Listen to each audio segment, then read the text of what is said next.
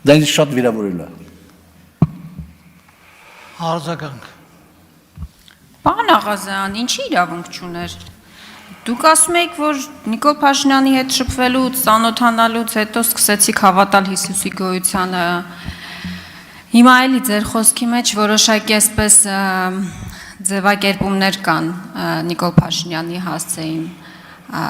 իհարկե դրական լույսի ներքո եւ նաեւ բացասական արդեն արձանագրեցինք, որ քաղաքական հետապնդում է իրականացվում ձեր նկատմամբ։ Ինչու իրավունք չուներ, եթե Նիկոլ Փաշինյանի միջոցով սկսեցիք հավատալ Հիսուսի գոյությանը։ Ես ասել եմ, որ երբ որ ծանոթացել եմ Նիկոլ Փաշինյանին, ծանոթանալով իր որոշ որակների, մտածել եմ, որ կարող է պատահի Հիսուս Քրիստոսը գոյություն է ունեցել։ Ես չեմ ասել հավատացել եմ գոյությանը։ Կարակ նայեք տեսագրությունը եւ տեսնեք։ Ես ասել եմ, որ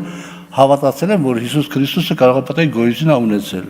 Ես Նիկոլ Փաշինյանի մասին շատ բարձր կարծիքի եմ եղել այդ ամբողջ ժամանակահատվածում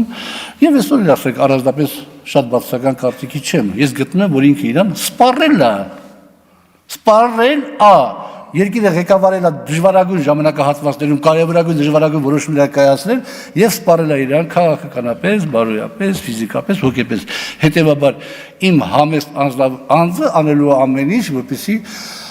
առաջիկա արտահայտ կամ հերթական ընտրություններում Նիկոլ Փաշինյանը չվերարտադրվի։ Որտեղ է այս ասածներից մեջ հակասություն։